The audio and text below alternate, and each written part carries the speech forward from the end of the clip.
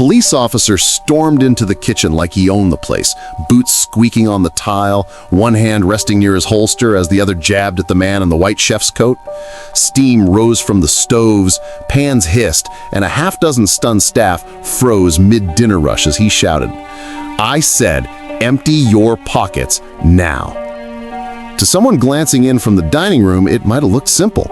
A cop catching a thief in the act, an immigrant kitchen worker finally exposed. What nobody knew was that the man he was yelling at had built that restaurant from nothing, that he fed people who couldn't pay, and that the real owner, standing at the back door, was about to change everything. His name was Tito Ramon Santos, though everyone in the restaurant called him Chef Ramon, or just Tito. He was 58, Filipino, with tired eyes that still lit up whenever someone complimented his adobo. The restaurant, Harbor House, sat on a corner near the bay and was packed most nights. The walls in the dining room were lined with photos of smiling families and handwritten reviews. In half of those photos, Ramon was in the background, apron on, smiling shyly. It was a busy Friday. The line was full, the fryer was going, and Ramon was at the stove, tasting a sauce with the back of a spoon. He barely heard the commotion in the front until a sous chef, Liza, rushed in. "Tito," she whispered, breathless, "there's a police officer talking to Maya at the host stand, something about a wallet." Ramon wiped his hands on a towel. "A wallet?" he repeated. "Maybe a customer lost it." I think he thinks one of us stole it," Liza said, eyes wide. Before Ramon could respond, the officer himself strode into the kitchen.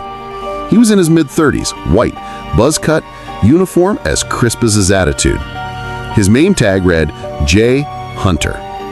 He swept his gaze across the room like he was scanning for danger.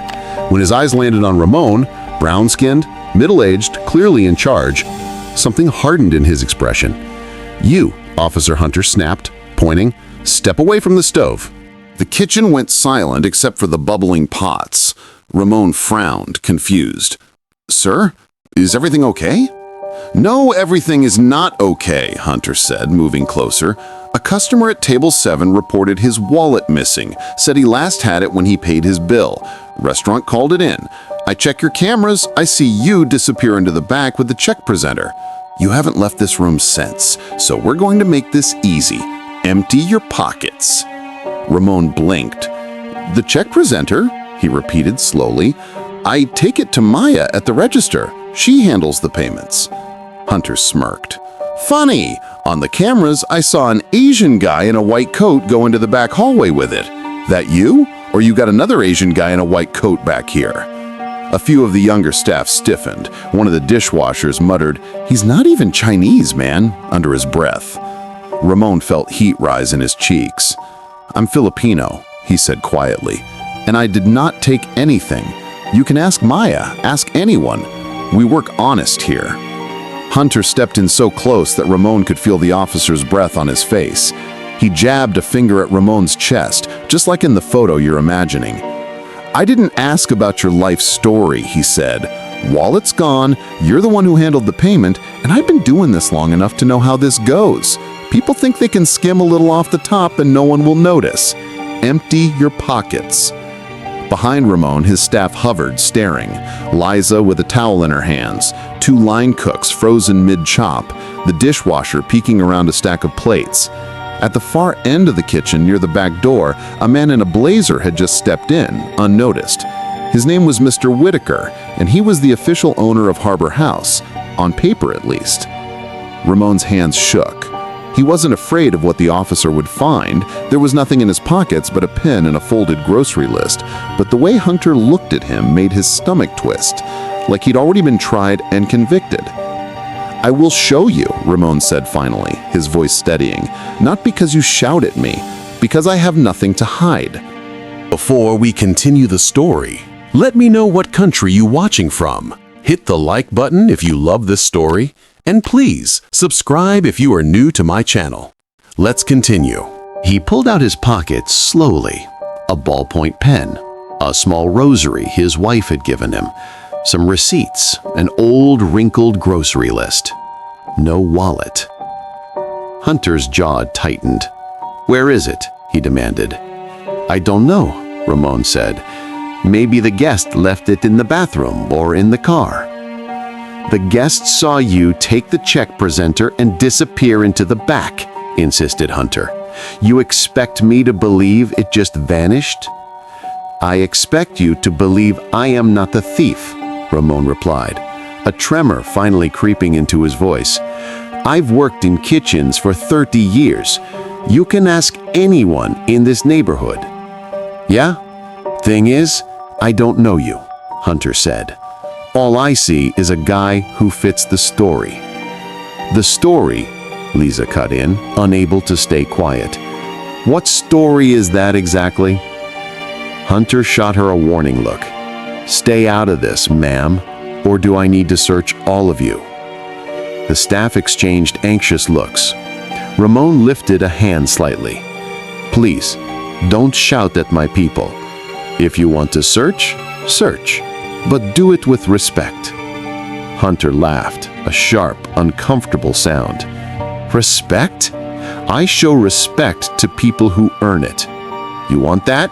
Start by telling me where the wallet is. Something in Ramon's chest cracked at that. He'd heard things like this before, when he first started out washing dishes in the US, when his accent was thicker and customers called him, "Hey you," instead of by his name. He thought he had left that behind when he finally became head chef. But now, in his own kitchen, in front of his staff, he felt 12 inches tall. I told you, Ramon said, quieter now. I did not steal anything. Behind them, the man in the blazer finally stepped forward, voice calm, but cutting through the tension. That's enough, officer. Hunter turned, annoyed. Sir, I'm handling an investigation here. Yes, and you're handling it poorly. The staff exhaled in relief. Mr. Whitaker, Lisa whispered. Everyone in the restaurant knew Mr. Whitaker. He'd bought the property years ago when Harbor House was just an idea between two friends, him and Ramon. Ramon had the recipes and the work ethic. Whitaker had the loan approval and the business connections. On paper, he was the sole owner, but anyone who actually worked there knew the truth. This place was as much Ramon's as his. What exactly are you accusing my chef of? Whitaker asked, stepping between Hunter and Ramon. Hunter squared his shoulders, trying to regain control. Customer says his wallet is missing. Security footage shows this man taking the check presenter and disappearing into the back. The facts speak for themselves. They do, Whitaker said, just not the way you think. He looked at Ramon. You did what you always do, right? You grabbed the check, checked if they liked the food, then handed it to Maya. Yes, sir. The man said the kare-kare was very good. He joked he might marry his plate. Whitaker turned back to Hunter. Our system logs every transaction. The card went through, the receipt printed. And as for that disappearing into the back you mentioned, that hallway leads straight to the open register by the bar where Maya rang him out. The cameras in the kitchen don't see that because I never felt the need to put a camera over my employees' backs. Hunter folded his arms. Customer insists he left his wallet in that check presenter. And customers are never wrong, is that it? Did you consider that he might have slipped it into his jacket and forgotten, or dropped it between his seat and the booth? Hunter hesitated, just for a heartbeat, then shook his head. I go where the evidence points. Right now, it points here. Whitaker's eyes hardened. No, right now, it points to your assumptions. You walked into my restaurant, bypassed every other person who touched that check, and went straight to the brown guy in the kitchen coat. Why is that? The question hung in the air. Out in the dining room, someone laughed at a joke, oblivious to the drama. In the kitchen, everything had gone cold and still, like the room was holding its breath. Hunter's cheeks reddened. Are you accusing me something now? I'm asking you, Whitaker replied. If this were your chef, blonde, blue-eyed, same job, same situation, would you have stormed in here and shoved your finger in his face in front of his staff, or would you have asked to speak with the manager quietly? Ramon stared at the floor, shame twisting his stomach even though he'd done nothing wrong.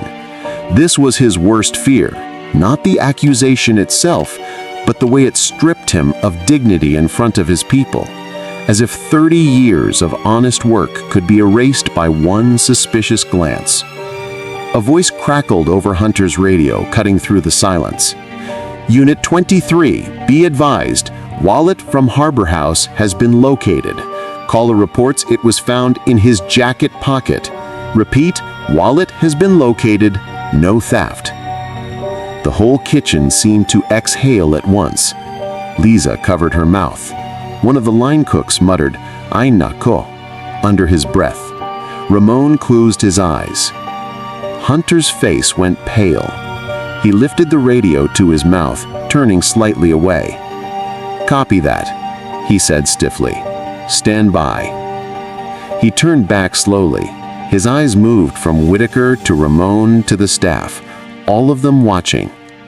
"So," Whitaker said softly, "where does the evidence point now?" For a moment, Hunter looked like he might argue anyway, cling to his authority. Then his shoulders slumped just a little, the fight draining from him. "The wallet was found," he said, "in the customer's own jacket. No crime occurred." "No crime," Whitaker agreed. "Except the way you just treated my chef." Hunter swallowed. I reacted based on the information I had." "No," Whitaker said. "You reacted based on the story in your head. You saw a foreign accent, brown skin, kitchen job, and a missing wallet. You filled in the blanks all by yourself." Ramon finally looked up, meeting Hunter's eyes. There was no anger there, just exhaustion and a sadness that hit harder than any shout. "I came to this country washing dishes," Ramon said quietly. "I saved every dollar. I send money home. I work double shifts. When my father gets sick, I cook extra catering but don't charge so much, just to help. I opened this restaurant with Mr. Whitaker. We feed staff family meal every night, even if they're late. We give free food to shelter on Mondays when we close. And still, when something goes missing, you look at me like this." Hunter's eyes were glassy now. He hadn't expected this. He'd come in thinking he was the hero of the story, the one catching the bad guy. Now the script had flipped on him, and he didn't like the man he saw in this version. "I'm sorry," he said, the words stiff at first. "I shouldn't have come in so hard. I should have checked with the front, verified the information. I let the urgency get to me." "You let your bias get to you," Whitaker corrected, but his voice had softened. "Admitting it is the first step." Ramon wiped his palms on his apron, still feeling shaky. "I don't need you to cry for me, officer," he said. "I just want you to remember this next time. The next chef, the next cleaner, the next delivery guy. Maybe he doesn't have a boss who will stand up for him.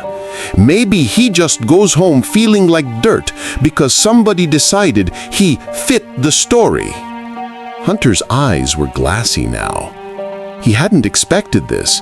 He'd come in thinking he was the hero of the story, the one catching the bad guy.